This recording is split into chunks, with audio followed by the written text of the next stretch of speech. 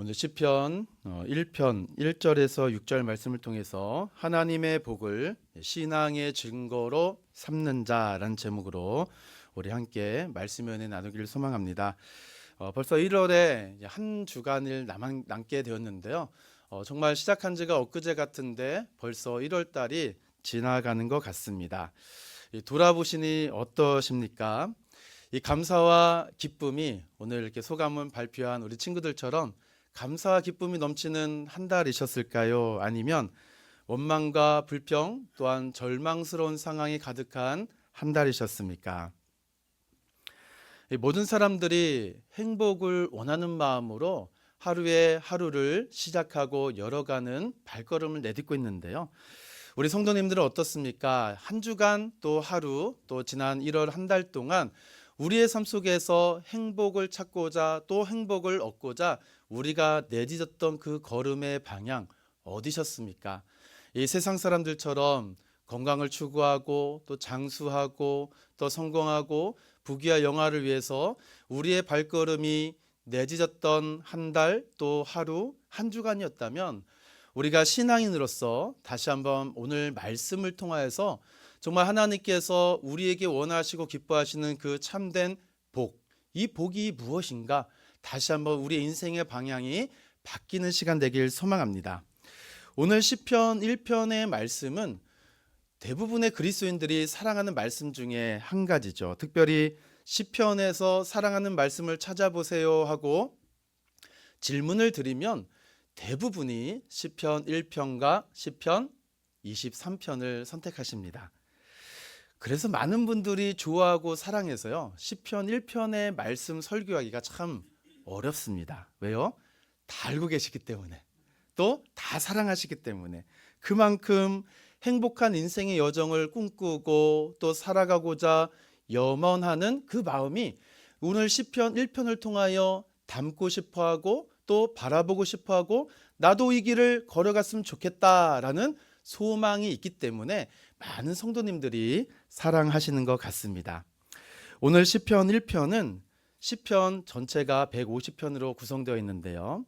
그 시편 전체의 여정을 들어가는 큰 대문과도 같은 역할을 합니다. 그 중심이 바로 오늘 말씀의 제목같이 하나님께서 주시는 복을 간증으로 삼는 자가 누구인가라는 것이죠. 그런데 이러한 신앙의 증거를 이 간증으로 삼는 자의 자격을 우리에게 제시하고 있다는 것을 우리 사랑하는 성도 여러분 알고 계셨습니까?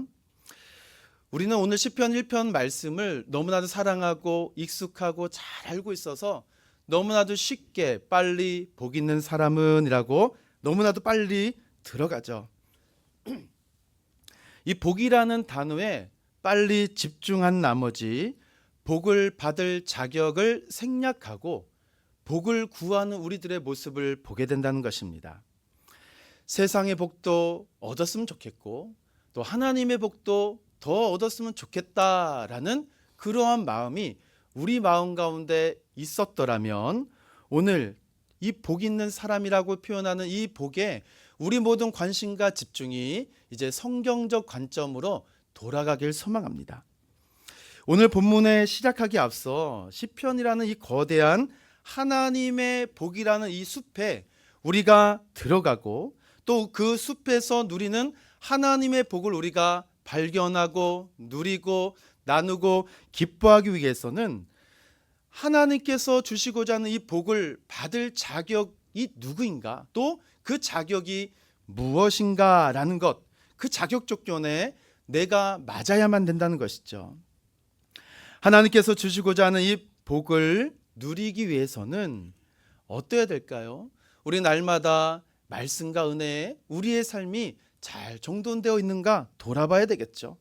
하나님만 의지하고 있는가 점검해 봐야 된다는 것입니다. 곧 여호와를 경외하고 여호와를 보고 여호와의 은혜를 누리게 될 이 복 있는 삶의 여정을 성경은 구체적으로 말씀해 주고 있습니다. 그러니 우리는 이 복을, 이 본문을 시작하기 앞서 우리 자신을 점검하고 우리 자신에게 물어봐야 된다는 것입니다. 오늘 본문만이 아니라 성경 전체의 말씀이고 하나님 앞에서 신앙의 삶을 살아가는 저와 여러분, 예배 시간뿐만 아니라 날마다 매 순간순간 하나님 앞에서 우리는 말씀의 기준을 얼마나 정직하게 지켜 행하며 살아가고 있는지, 또 하나님을 두려워하며 떨며 사랑하는 이 경외심을 얼마나 가지고 있는지 우리는 돌아봐야 된다는 것입니다. 저희가 지금 새벽마다 셀라이프로 이 출애굽기를 살펴보고 있는데요. 10가지 재앙을 지금 살펴보고 있는데, 이 완악하고 교만한 이 애굽의 왕 바로는 하나님의 말씀을 들었지만 그가 복을 왜 받지 못했을까요? 이 점검에서부터 틀렸기 때문에 그렇습니다. 10가지 재앙 앞에서 그의 마음은 하나님 두기를 싫어했습니다. 그리고 하나님 말씀을 거부하고 대적하였죠. 하나님을 두려워하지 않고 더욱 말씀이 들려지면 들려질수록 완악하고 굳어진 마음으로 하나님을 향했다라는 사실입니다. 사랑하는 성도 여러분, 저와 여러분의 삶이 오늘 시편에서 말하는 복 있는 사람, 이 복 있는 사람에 너무나도 빨리 집중해서 과연 이 복을 받을 자격이 있는가, 나 자신을 점검하지 못했다면 오늘 이 시간 내 신앙, 내 영혼, 내 삶을 돌아보아서 말씀이 우리에게 주시고자 하는 그 은혜를 깊이 누리는 시간 되길 소망합니다. 이제 우리가 이 삶을 점검하고 또 깊이 생각해 보셨다면 오늘 본문 시편 1편은 1절에서 6절까지 이렇게 펼쳐지고 있는데요. 특별히 1절을 중심을 통하여서 오늘 본문 전체를 한번 살펴보는 귀한 시간 되길 소망합니다. 우리 1절을 한번 다 같이 한번 읽어보겠습니다. 1절입니다. 시작. 복 있는 사람은 악인들의 꾀를 따르지 아니하며 죄인들의 길에 서지 아니하며 오만한 자들의 자리에 앉지 아니하고. 사랑하는 성도 여러분, 우리가 하나님 앞에서 우리가 복을 받을 자격이 있는가, 이 자신을 점검하지 않았더라면 1절 말씀 굉장히 시시한 말씀으로 끝날 것입니다. 성경이 말하는 복 엄청 기대했는데 별거 없네? 라는 것이죠. 자고로 복이라 하면 일확천금을 누리고 수많은 부유함과 명성을 누리는 것, 이것이 복이 아닐까? 옆집이 땅을 사면 배가 아픈 것이 아니라 나는 아파트를 올리고, 옆집 자녀가 좋은 대학에 가면 내 자녀는 서울대 가는 것이고, 이러한 비법이 복 있는 사람은 이러할 것이다 라고 이야기해야 되는 것이, 어찌 보면 이 복을 그토록 염원하였던 사람들이 오늘 이 시편 1편 1절 말씀을 통하여 내린 결론이겠습니다. 별거 없네. 이 기대감을 다 사라지게 되는 것이죠. 그러나 하나님 말씀 앞에서 우리가 앞서 말씀드린 것처럼 나의 인생을 말씀으로 점검하고 말씀이 주시는 은혜와 그 기쁨의 부유함을 날마다 누림으로 여호와를 경외하는 자들의 복 어떻을까요? 영국의 설교가, 유명한 설교가죠, 로이드 존스 목사님은 이 복 있는 사람 이렇게 정의하고 있는데요. 우리는 철학자의 명석함이나 사상가의 추론이 아니라 하나님의 말씀을 즐거워해야 됩니다. 악인의 묵상과 사유가 아니라 여호와의 율법, 성경, 하나님의 규례, 구약과 신약, 율법과 복음을 즐거워해야 됩니다. 내가 필요한 것, 행복에 이르게 하는 하나님의 방법이 바로 여기 성경에 있습니다 라고 이렇게 복 있는 사람을 이야기하고 있었는데요. 하나님의 말씀을 즐거워하는 것이 복이다 라고 말씀하고 있는 것입니다. 어떻습니까? 이미 시편을 우리가 펼쳐지기 이전부터 행하고 있던 모습이 되어야 된다는 것이죠. 우리가 평상시에 일상 속에서 하나님을 경외하고 사랑하고 말씀의 깊이와 너비 가운데 내 인생의 자유함을 느끼는 인생의 복, 여호와를 경외하고 말씀을 사랑하고 하나님을 따라왔던 성도들의 삶, 그 삶은 오늘 시편 말씀이 펼쳐지는 그 순간 어떻게 되었을까요? 별거 없네, 이것이 아닙니다. 날마다 평생토록 말씀만 붙잡고 말씀만 의지하고 살아갔던 이 성도들은요, 오늘 시편 1편이 펼쳐진과 동시에 하나님의 말씀의 위로와 능력과 소망을 얻는 것입니다. 그래서 복 있는 사람은 이라는 이 한 단어만 읽기만 해도 가슴이 뭉클해지고 벅차오르는 감격에 주체할 수 없는 기쁨으로 충만한 모습이다라는 사실이에요. 그가 복 있는 사람입니다. 그는 일생 동안 하나님의 사랑을 받았으나 정작 사람으로부터는 제대로 된 사랑을 받지 못했습니다. 늘 하나님과 깊은 교제를 경험하며 살아왔기에 외로웠을지도 모릅니다. 자기 자신에게 힘을 실어줄 세상 그 어떤 것도 나에게 힘과 소망과 능력을 주지 못했지만 하나님만은 나에게 소망이요 능력이요 권능이란 사실을 날마다 말씀을 통해서 일평생 따라왔던 이 한 사람, 그가 누구겠습니까? 오늘 시편을 기록한 저자 아니겠습니까? 또한 동일한 믿음으로 오늘 우리 주 하나님을 믿고 섬기며 따라가는 저와 여러분 아니겠습니까? 그럼에도 외로운 길, 이 좁은 길을 걷고자 하는 결단의 이유가 무엇이겠습니까? 잠시나마나 행복과 편의를 위해서 말씀의 길에서 얼마든지 벗어날 수가 있습니다. 그럼에도 더 중요한 신앙의 길로 인도하시는 하나님을 외면하지 않은 이유가 무엇이겠습니까? 하나님께서 내 인생에 세상이 주지 못할 평안, 기쁨, 소망, 은혜를 나에게 주시기 때문에, 무엇보다 나를 이 죄악된 세상에서 하나님 나라 아들의 백성으로 구원해 주신 은혜가 있기 때문에, 사랑하는 성도 여러분, 그렇기 때문에 우리는 오직 여호와의 말씀을 통하여서 하나님을 둥지로 살아가는 신앙의 결단을 할 수 있는 것입니다. 그래서 복 있는 사람은 악인들의 꾀와 죄인들의 길과 오만한 자들의 그 자리에 앉기를 거절하는 것이죠. 사랑하는 성도 여러분, 이 불신앙이 가득한 이 세대 속에서 신앙 하나로 살아가는 것 쉬울까요? 어려울까요? 우리 모두가 다 지금 일상을 살아가고 직장과 사회 속에서 많은 일들을 감당하고 있는 우리 그리스도인인데요. 이 불신앙의 시대 속에서 신앙 하나로 살아가는 것 정말 쉽지가 않습니다. 외롭고 또 의롭고자 한다면 주위에서 어떻게 할까요? 온갖 박해와 조롱을 쏟아붓겠죠. 그렇다고 세상과 타협하면서 이 나름대로 신앙을 지키겠다 하다가는 자칫 내 신앙의 모든 정체성마저 다 상실되고 다 잃어버린다라는 사실입니다. 복 있는 사람은 누구일까요? 그 마음이 하나님으로 가득하지 않으면 이미 하나님 보시기에 복 있는 인생이 아니다라는 것입니다. 온전하고 순전하지 않은 마음에 하나님께서 어떻게 복을 주실까요? 그래서 하나님께서 말씀하시는 이 복 있는 사람은 평생토록 하나님의 말씀을 즐거워하고 기뻐하는 한 사람이다라는 것입니다. 그렇다면 이 복 있는 사람과 반대는 무엇일까요? 성경은 복 없는 사람이다라고 이야기하지 아니하고 바로 어떻게 이야기할까요? 악인이다라고 이야기합니다. 악인은 복 있는 삶과 대조적인 삶을 살아갑니다. 이 악인의 삶, 저도 말씀을 준비하면서 제 모습과 많이 비슷한 모습이 많아서 참 깜짝 놀랐는데요. 자신의 생각과 관계를 따라가며 살아가는 자가 악인입니다.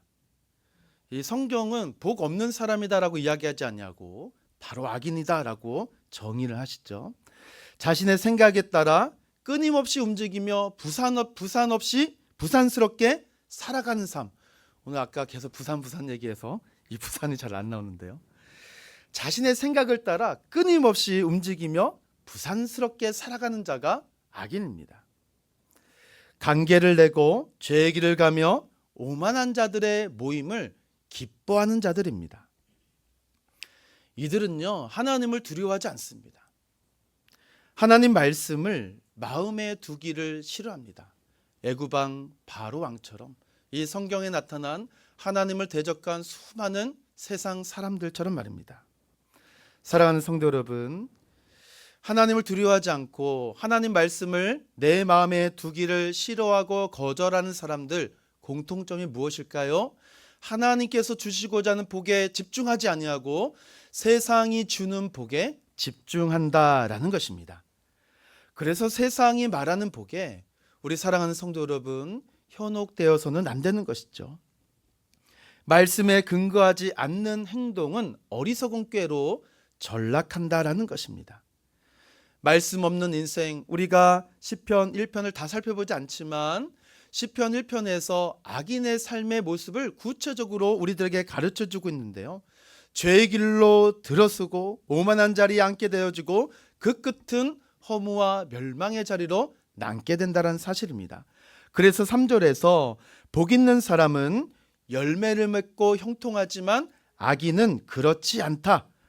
떠들썩하게 움직이며 부산스럽게 움직임과 동시에 그들의 열매는 세상이 보기에는 뭔가 하는 것 같고 뭔가 이루는 것 같아 보이지만 사실 열매 없는 인생이라는 사실입니다. 뿐만 아니라 마르고 속이 비어서 바람에 날아가는 겨와 같다. 이 무익한 존재로 생을 마감한다는 사실입니다. 그래서 왜 우리가 이 의인의 길, 말씀을 즐거워하고 하나님을 기뻐하고 형통의 길을 걸어갈 수 있도록 은혜를 받게 되는 이유를 우리는 말씀을 통하여 날마다 발견해야 된다는 사실이죠. 사랑하는 성도 여러분, 우리도요 쉼없이 움직입니다. 부산스럽게 움직입니다. 질주하듯 살아가다 보면은 정작 내 생명에 대신 하나님의 말씀을 놓칠 때가 많기 때문에 그렇습니다. 그래서 사랑하는 성도 여러분, 바쁜 일상을 살아갈 때마다 저와 여러분이 놓치지 말아야 될 것은 하나님의 말씀입니다. 매 순간순간 내 영혼을 살리는 하나님의 말씀을 묵상하고 읽고 그 말씀을 따라 행하는 삶을 날마다 행하셔야 될 이유가 여기에 있는 것이죠. 의인에게나 악인에게나 각자 걸어온 길, 또 걸어갈 길이 있습니다. 나름대로 열심히 그 길을 걷고 있습니다. 그런데 만일 그 길이 헛되고 잘못된 길이라면 어떻게 할까요? 얼마나 허탈하고 속상하시겠습니까? 더군다나 악인의 길은 넓고 화려하다라고 이야기합니다. 그런데 넓고 화려한 그 길에 하나님의 말씀의 조명이 없습니다. 그 끝은 실패고 그 끝은 심판이 기다리고 있는 것이죠. 그래서 6절 말씀은 그러므로 그리고 무릇 의인의 길은 여호와께서 인정하시나 악인들의 길은 망하리로다라고 이야기하는 것입니다. 인생의 결산 또 삶의 총합이 망한다라는 것으로 끝나게 되는 것, 여러분들은 어느 길을 택하시겠습니까? 그러나 복 있는 사람의 길은 쉽지 않고 멀게만 보여도 그 끝에 하나님께서 약속하신 형통함이 있다는 것, 이것을 붙잡고 살아가는 것입니다. 제가 말씀을 준비하면서 이 말씀에 적합한 예화가 필요한데 하나님, 이 예화가 없습니다. 일주일 동안 엄청 고민했습니다. 어떤 예화로 우리 성도님들께 조금 더 쉽게 우리 삶에 녹아든 삶의 이야기를 나눌 수 있을까 고민하다 결국엔 찾지 못했습니다. 그래도 오늘 아침에 찾았습니다. 홍익대 도시건축학과 교수입니다. 홍익대 도시건축학과 교수인 유현중 교수님이 계시는데요. 저는 잘 알지 못하지만 오늘 아침에 이 기사를 검색하다가 보게 되었는데요. 이 국민일보에 난 기사인데요. 이 교수님은 어려서부터 신앙생활을 하면서 이제 도시건축을 하고 미국에서 박사를 받고 홍익대 교수가 되셨는데요. 이 간증에서 이러한 부분이 나옵니다. 미국에서 유학하고 이제 유명한 교수가 되었는데 이 번듯한 건축에 대한 결과물이었고 또 미국까지 갔다 왔으면 조금 성공해야 되는데 그럴 기미가 전혀 없었다라는 것이에요. 11년 동안 한국에 돌아와서 11년 동안 시골 마을회관 건축 설계, 지방의 동물원 건축 설계, 또 지방 건축이 대부분이었다고 합니다. 근데 어느 날 새벽 기도 가운데 하나님께서 이렇게 말씀하시더래요. 마음에 감동을 주신 것이죠. 내가 설계할 때 항상 내가 함께 한다고 말하지 않았느냐? 그런데 내가 언제 너에게 세계적인 건축가가 되라고 했느냐라고 물으신 것입니다. 이 교수님은 지금까지 형통함의 기준은 세상 사람들과 똑같이 어떤 부와 성공과 명예를 누리는 것, 정말로 이 창창한 대로를 달려가야 되는 그런 위치가 내 위치가 아니었나? 근데 왜 자꾸만 하나님은 시골 마을에 간 건축을 하라 하시고 지방의 동물원, 내가 지금 서울에 있는 유명한 대학교의 교수인데 왜 자꾸만 지방으로 나를 이끌어 가실까? 그런 상황 중에서 하나님 정말 살아계신 거 맞아요? 이렇게 기도하신 것 같습니다. 이때 하나님은 내가 설계할 때 항상 내가 너와 함께 한다고 말하지 않았느냐? 내가 언제 너에게 세계적인 건축가가 되라고 했느냐라고, 그 순간 내 열심이 결코 하나님을 위한 헌신이 아니었음을 깨달았다라고 이야기합니다. 그때부터 이 교수님의 관점이 이제 세상의 관점이 아니라 하나님의 관점으로 모든 설계를 임하셨다라고 합니다. 그래서 지금은 이 유튜브 치면요, 셜록 현준이라는 유명한 건축사로 나오고 있고요.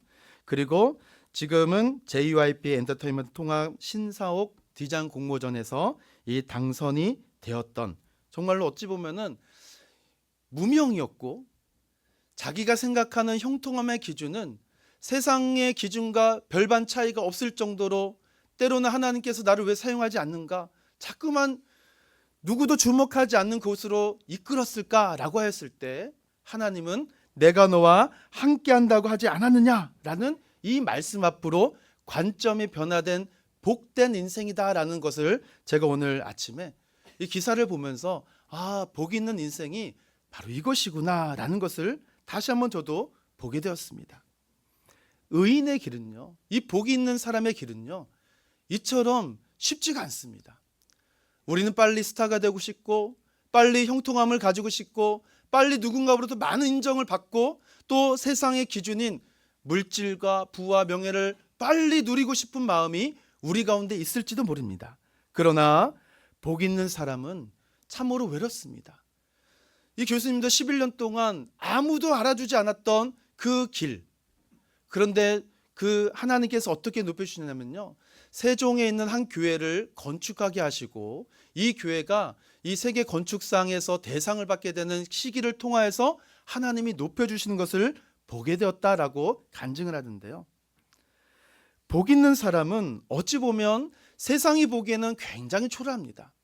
악인과 또 죄인과 오만한 자들이 보면은 형편없는 인생일지도 몰라요.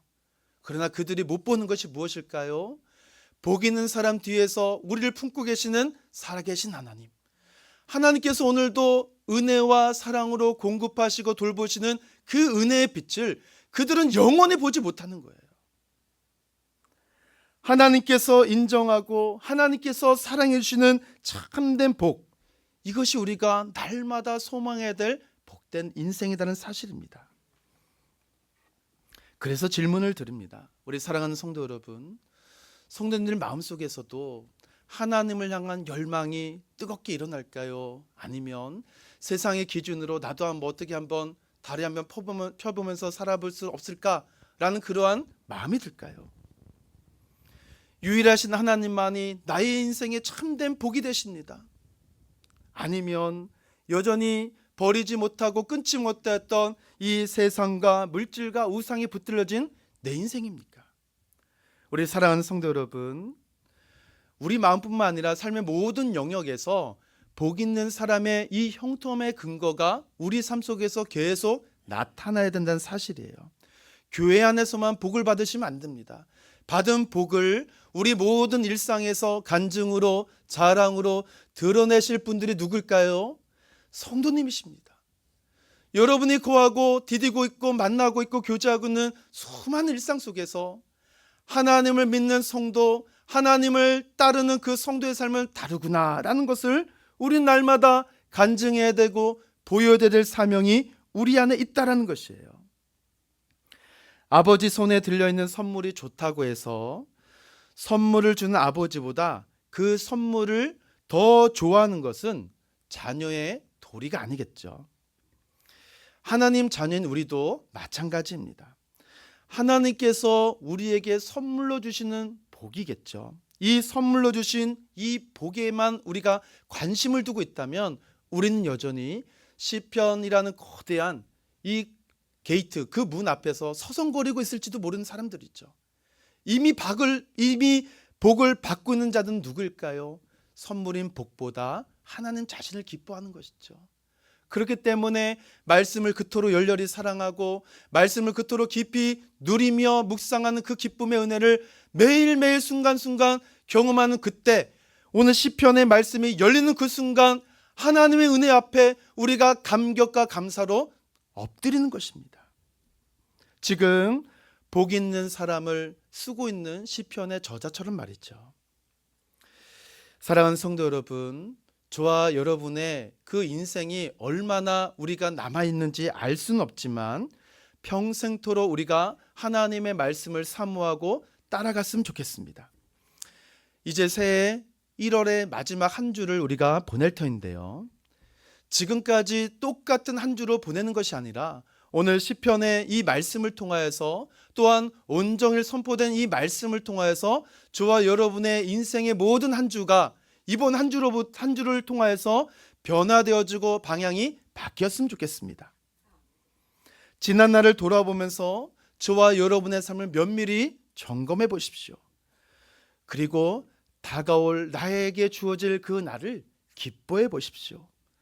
주님을 기뻐하고 주님을 사랑하고 말씀을 순종하며 살기 위해 내가 무엇을 하면 좋을까라는 즐거운 고민이 오늘 이번 한 주의 시작 거룩한 주일을 통하여서 우리 인생에서 이 복 있는 사람이 받은 증거가 무엇인지를 많은 이들에게 증거하고 자랑하는 저와 여러분 되기를 주님의 이름으로 축원함을 드립니다. 기도하겠습니다.